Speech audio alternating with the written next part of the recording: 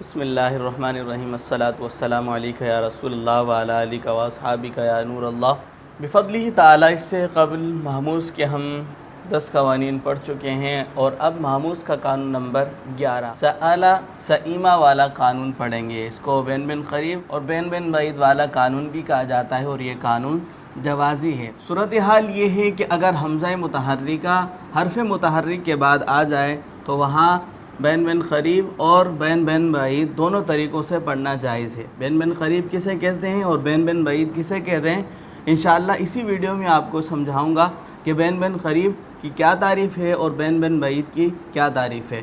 ایک اور بات بتاتا چلوں کہ بین بین قریب کو تسہیل قریب اور بین بین بعید کو تسہیل بعید بھی کہا جاتا ہے۔ جیسے سألہ سئیمہ لؤمہ، یا صورتحال دیکھی جائے کہ حمزہ متحرکہ جو ہے وہ حرف متحرک کے بعد ہے، یہاں بھی حمزہ متحرکہ حرف متحرک کے بعد ہے اور یہاں بھی حمزہ متحرکہ حرف متحرک کے بعد ہے، تو بین بین قریب اور بعید دونوں طریقوں سے پڑھنا جائز ہوگا۔ یہاں سألہ سئیمہ والے قانون میں بین بین قریب اور بین بین بعید یہ اصطلاحات استعمال کی گئی ہیں، تو ان اصطلاحات کی تعریف بھی معلوم ہونا چاہیے۔ بین بین قریب اور بین بین بعید کسے کہتے ہیں؟ بین بین قریب یہ ہے کہ حمزہ کو اپنے مخرج اور حمزہ پر جو حرکت ہے اس کی حرکت کے مطابق جو حرف علت بنتا ہے، ان دونوں کے مخرج کے درمیان پڑھنے کو بین بین قریب کہا جاتا ہے۔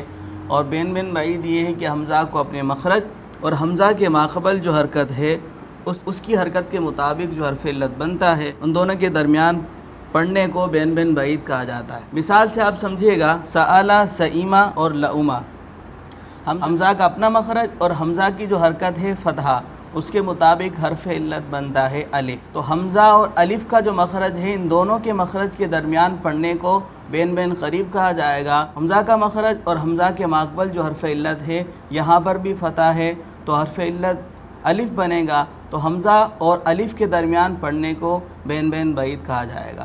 جیسے سألہ میں بین بین قریب اور بعید دونوں کی صورت ایک ہی ہے، سألہ سألہ۔ نمبر 2 سئیمہ سئیمہ، یہ تو ہم نے بالکل واضح کر کے پڑھا ہے۔ قریب اور بعید کی صورت کیا ہوگی؟ حمزہ کا اپنا مخرج اور حمزہ کی حرکت، یہاں پر کسرہ ہے اور کسرہ کے مطابق حرف علت یا بنتا ہے، تو یہاں پر حمزہ اور یا، حمزہ کا مخرج اور یا کے مخرج، ان دونوں کے مخرج کے درمیان پڑھنے کو تسہیل قریب یا بین بین قریب کہا جائے گا۔ اور حمزہ کا مخرج اور حمزہ کے ماقبل سین ہے اور سین کی حرکت فتحہ کی ہے اور فتحہ کے مطابق حرف علت الف بنتا ہے، تو حمزہ اور الف ان دونوں کے مخرج کے درمیان پڑھنے کو تسہیل بعید کہا جائے گا۔ تسہیل قریب کیا ہے؟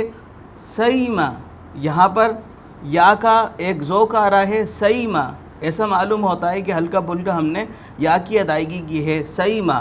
اور تسہیل بعید کیا ہوگا؟ ہم حمزہ اور الف کے درمیان پڑھیں گے سامہ سامہ، تو یہاں پر الف کا ایک ذوق ہے، دیکھا جا سکتا ہے سئیمہ میں یا کا ذوق ہے اور سامہ میں الف کا ذوق ہے، تو سئیمہ پڑھنا تسہیل قریب ہے اور سامہ پڑھنا تسہیل بعید ہے۔ اسی طرح لؤمہ میں، لؤمہ حمزہ کا مخرج اور پھر حمزہ کی حرکت جو ہے وہ ضمہ ہے اور ضمہ کے موافق حرف علت واو بنتا ہے، تو حمزہ اور واو کے درمیان پڑھنے کو تسہیل قریب کہا جائے گا۔ اور تسہیل بعید کیا ہے؟ حمزہ کی اپنی حرکت اور حمزہ کے ماقبل فتح ہے اور فتح کے موافق حرف علت الف بنتا ہے، تو حمزہ اور الف کے درمیان پڑھنے کو تسہیل بعید کہا جائے گا۔ تسہیل قریب اور بعید ان دونوں کو کس طرح پڑھا جائے گا؟ لؤمہ میں آپ کو پڑھ کے بتاتا ہوں، لؤمہ لؤمہ، حمزہ اور واو کے درمیان پڑھا تو لؤمہ ہوگا، یہ تسہیل قریب ہے، اور لؤمہ حمزہ اور الف کے درمیان ہم نے پڑھا تو یہ تسہیل بعید ہے، لؤمہ لؤمہ۔